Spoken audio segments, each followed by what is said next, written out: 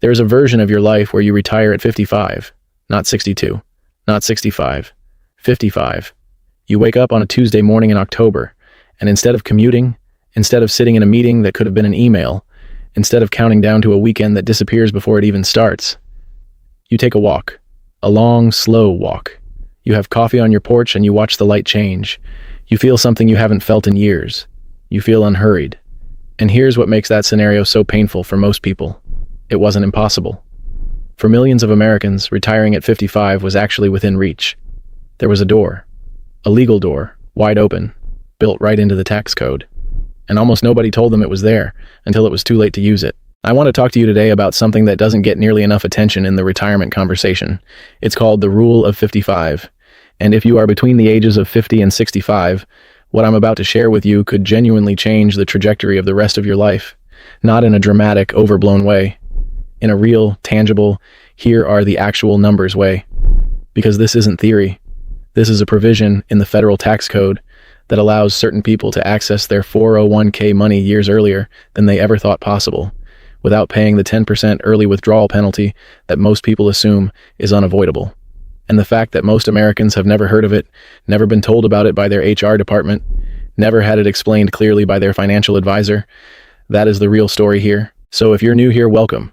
This channel, Mr. Retirement, exists for exactly this reason, to have the conversations about retirement that most people are never having, the real ones, the ones about timing, taxes, health, freedom, and the financial strategies that can actually change your outcome. Hit that like button if this is the kind of content you've been looking for, and subscribe so you don't miss what's coming, because we have more powerful conversations ahead. Now let's get into this. First, let me tell you about a man named Gary. Gary spent 31 years working for a manufacturing company in Ohio. He was good at his job, dependable, the kind of employee companies quietly rely on while publicly ignoring. At 54, Gary started feeling it. Not just the physical fatigue of the work, but the deeper kind. The kind that settles into your bones when you've been doing something for 3 decades and you start wondering what else was supposed to happen. His knees hurt. His sleep wasn't right. His doctor told him his blood pressure was creeping up. His wife, Diane, had already retired at 52 from her teaching position with a pension. She was gardening, traveling, spending time with their grandchildren. And Gary was still setting an alarm every morning at 5:15. He had $420,000 sitting in his 401k. He had Social Security he could claim at 62, though he knew waiting was smarter. He had some savings in a regular brokerage account. And he had an overwhelming sense that if he didn't leave that job soon, he was going to leave something else behind. His health, his energy, his time with Diane while they were both still strong enough to enjoy it. The problem, as Gary understood it, was simple. He was 55. You can't touch your 401k until 59 and a half without a 10% penalty. So he had 4.5 more years of that alarm clock at 5:15. At least, that's what he believed. What Gary didn't know, what almost nobody in his position knows, is that the rule he was afraid of has an exception. A significant, legal, IRS-sanctioned exception. And it was designed specifically for people in his exact situation. Here's how it actually works. The IRS imposes a 10% early withdrawal penalty on distributions taken from retirement accounts before age 59 and a half. That rule is real, and it applies in most cases. But buried in the tax code is a provision that says, if you leave your job, through retirement, through layoff, through resignation, through any kind of separation from service, in the calendar year that you turn 55 or older, you can begin taking distributions from your 401k at that employer without paying the 10% penalty. Not at 59 and a half, at 55. You still owe ordinary income tax on the withdrawals, because this is a pre-tax 401k we're talking about. But that 10% penalty, the one that scares most people into thinking they're trapped, does not apply. Now think about what that means.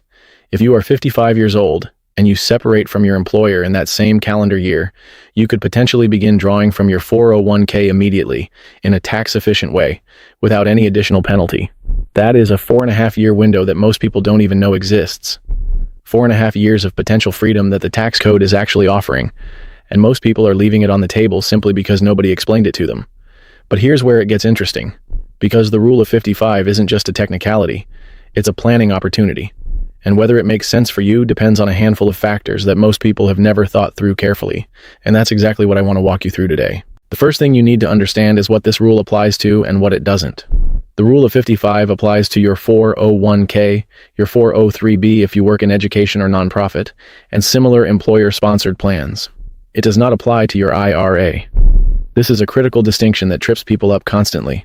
If you have an old 401k sitting at a previous employer and you roll it into an IRA before you separate from your current job, you lose the rule of 55 protection on that money. Once it's in an IRA, it's governed by the standard 59.5 rule again. So if you're approaching 55 and you're thinking about leaving your job, you want to think very carefully before consolidating old 401k accounts into an IRA. The sequence of decisions matters enormously. The second thing to understand is the timing requirement. You must separate from your employer, meaning you stop working for them, in the calendar year that you turn 55 or later, not before.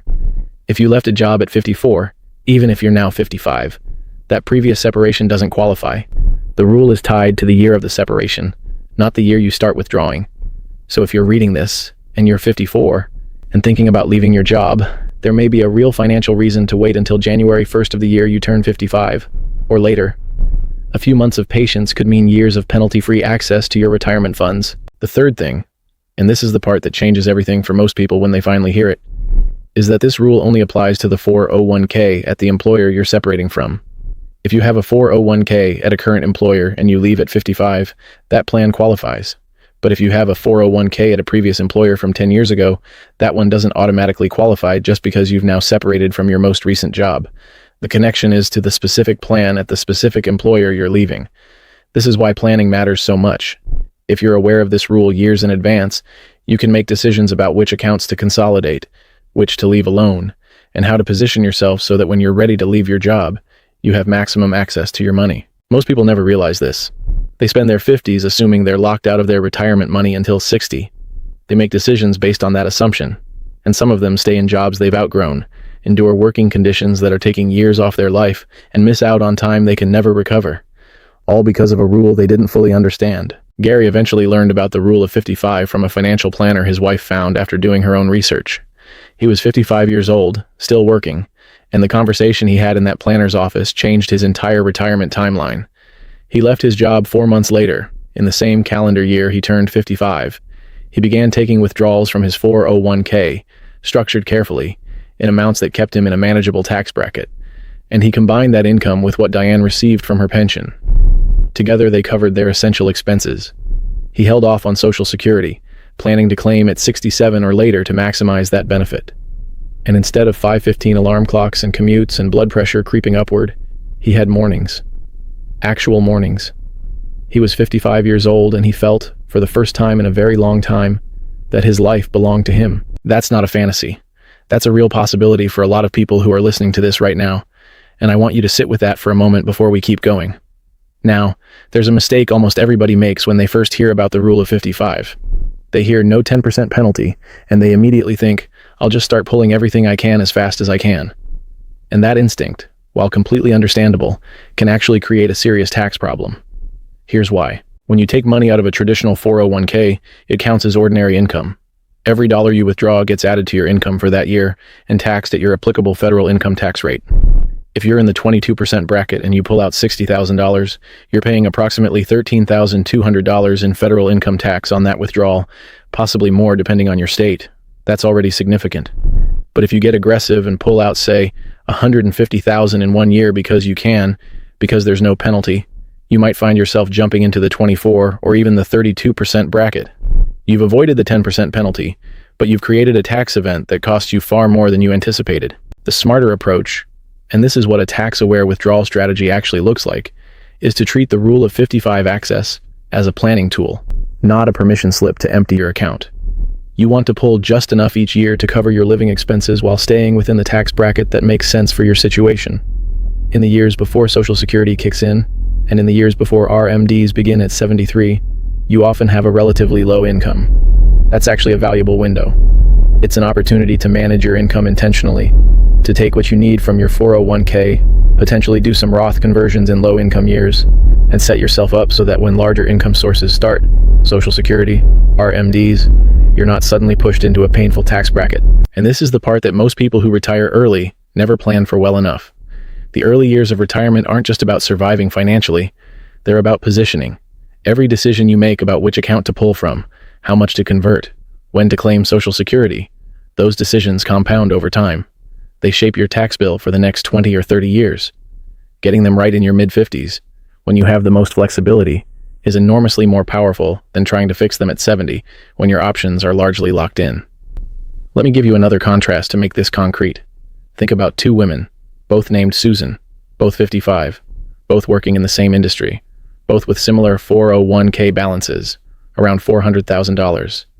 They've lived parallel financial lives, but their decisions over the next 10 years take them to completely different places. The first, Susan, has never heard of the rule of 55.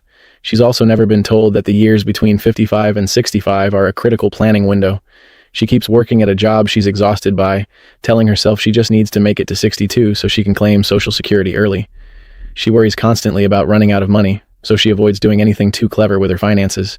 She saves more, spends less, lives smaller than she needs to. At 62, she claims Social Security at a permanently reduced rate because she claimed early, and starts pulling heavily from her 401k. She's never done a Roth conversion. Her entire nest egg is pre-tax. And as her RMDs begin at 73, she realizes her taxable income is higher than it was when she was working. She's paying taxes she didn't expect. She's watching Medicare surcharges appear on her bill. She's healthy enough, but she's tired, and she's living with the nagging sense that she missed something somewhere along the way. The second, Susan learned about the rule of 55 at 54, a full year before she could use it. She spent that year planning. She talked to a financial planner who understood tax-efficient retirement income. She made decisions about which accounts to consolidate and which to leave alone. On January 3rd of the year she turned 55, she gave notice at work. Not dramatically, quietly, confidently, because she had a plan. She began drawing from her 401k in amounts that kept her in the 12% bracket. She used those low-income years to do partial Roth conversions, moving money from pre-tax accounts into a Roth IRA at a tax rate she would have celebrated as impossibly low during her working years. She delayed Social Security until 67, then 68, adding 8% to her benefit for every year she waited past her full retirement age. By the time Social Security kicked in, she had a Roth growing in the background. Her traditional account had been partially converted, and her income was balanced across multiple tax-efficient sources. Same starting point, completely different financial lives, and the difference wasn't just money, it was time. The second, Susan had more than a decade of mornings that belonged to her, a decade of slow coffees and real vacations and showing up for the people she loved without a job competing for her attention. Now think about this for a second. When researchers study retirement regret, and they do study it, the most common regrets are not about money. They're about time, about waiting too long, about health that declined while they were still working, about grandchildren who grew up during the years they were still at the office, about trips that never happened because they always seemed too soon. The financial regret is usually this: I wish I had known earlier that I had more options than I realized. The rule of 55 is one of those options, and there are others. There's a provision called SEPP, Substantially Equal Periodic Payments, also called 72T distributions, which allows you to access IRA money before 59 and a half without a penalty, as long as you commit to a specific withdrawal schedule for at least 5 years or until you turn 59 and a half, whichever is longer. This is a completely separate path from the rule of 55, but it's worth knowing about because it applies to IRAs, which the rule of 55 does not. It's more complex, more rigid, and requires very careful setup, but it exists for exactly this reason, to give people options. There's also the reality that Roth IRA contributions, not earnings but contributions, can be withdrawn at any age, at any time, without taxes or penalties, because you already paid taxes on that money when you put it in. If you've been contributing to a Roth for years, you may have more accessible penalty-free money than you realize. And again, this is the kind of thing that most people don't know until they sit down and actually look at every account they have and understand the rules that govern each one. Here's the mistake almost everybody makes. They think of retirement planning as a single event, as a date on a calendar that you head toward and then arrive at. But retirement planning, real retirement planning, is a series of connected decisions made over years.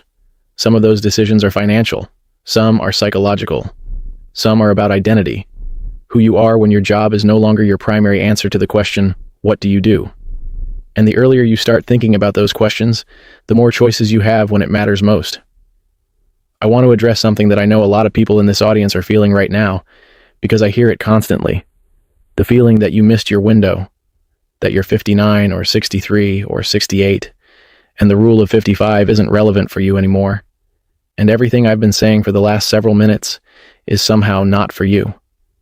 I want to push back on that gently but firmly. If you're past 59 and a half, the 10% early withdrawal penalty doesn't apply to you anymore regardless, so you have even more flexibility than someone using the rule of 55.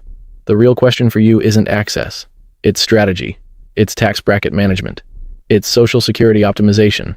It's Roth conversion windows. It's understanding which account to pull from and in what order to minimize your lifetime tax bill. The framework we've been talking about, the thinking behind the rule of 55, is really about something bigger. It's about understanding that you have more options than you've been told, that the tax code, for all its complexity, contains real provisions designed to give people choices, and that your job, your actual retirement planning job, is to understand those provisions well enough to use them. And if you're under 55, maybe 48 or 52, this conversation might feel abstract, far away. But I want to be honest with you. The people who retire with the most peace are almost always the people who started thinking clearly about this stuff earlier than felt necessary, because you can always wait to implement a strategy. You can't go back and implement one you never made. The decisions that shape your retirement outcome are being made right now, even if you don't realize it. Every year you contribute to a traditional 401k versus a Roth. Every year you don't think about your Social Security claiming strategy. Every year you assume the standard rules apply and never look for the exceptions. Those years stack up, and eventually they become the distance between the two Susans. There's something else I want to say, and it's not strictly financial. It's about health. Because the retirement conversation in America is almost entirely focused on money, and I understand why. Money is concrete, measurable, plannable. But the resource that actually runs out first isn't money for most people. It's energy. It's physical capacity. It's the ability to get on a plane without 3 days of recovery. It's the stamina to play with grandchildren on the floor. It's the absence of chronic pain that makes every activity feel like a negotiation. Your healthy years are finite. They are not a given. They are a countdown that you cannot see, and most people treat them like a background assumption rather than the precious, irreplaceable resource they actually are. The research on this is sobering. According to studies on health and aging, the average American male can expect roughly 8 to 10 years of fully active, high-quality health after retirement, if they retire at 65. 8 to 10 years. For women, the figure is somewhat higher, but the pattern is similar. After that window, health limitations tend to increase, mobility decreases, and the kind of retirement that involves travel, adventure, physical activity, and full participation in life becomes harder to access, which means that the person who retires at 55 and is in good health has potentially 15 to 20 years of that kind of freedom. The person who waits until 65 may have 10. The person who waits until 68 or 70 out of financial caution they didn't actually need, they may have far less than they expected. I'm not saying any of this to frighten you. I'm saying it because the retirement conversation needs to expand. It needs to include health as a financial asset, time as a form of wealth, freedom as something with a calculable value. Because when you start thinking about it that way, the question changes. It's no longer just, do I have enough money to retire? It becomes, do I have enough money to retire now, while I can still fully live the retirement I've been imagining? And for a lot of people, the honest answer, the answer they arrive at when they actually run the numbers carefully, is yes, they have enough. They just didn't know it. Gary figured that out at 55. He didn't retire rich. He retired smart. He had a modest amount saved, a clear withdrawal plan, a patient approach to Social Security, and a wife who had already built a life on the other side of the alarm clock waiting for him to join her. And now, every morning, he does. That walk he takes, that slow coffee on the porch, those aren't luxuries. Those are the life he planned for. The life he almost left on the table because nobody told him about a door that was open the whole time. I want to ask you something before we close, and I want you to actually think about it, not just keep scrolling. If you knew with certainty that your quality health had a 10-year window starting from today, what would you do differently? What trip would you stop postponing? What relationship would you invest more time in? What job would you leave? What morning would you finally stop surrendering to an alarm clock? Most of us don't sit with that question. We keep it at arm's length. We tell ourselves we'll deal with it later, when we're ready, when the timing is better, when we feel more prepared.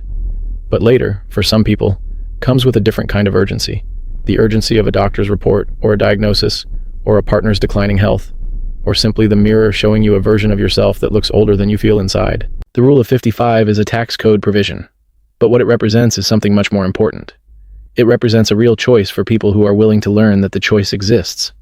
It represents a window, a door, an option that was always there and almost nobody pointed to. And the people who walk through that door don't do it recklessly.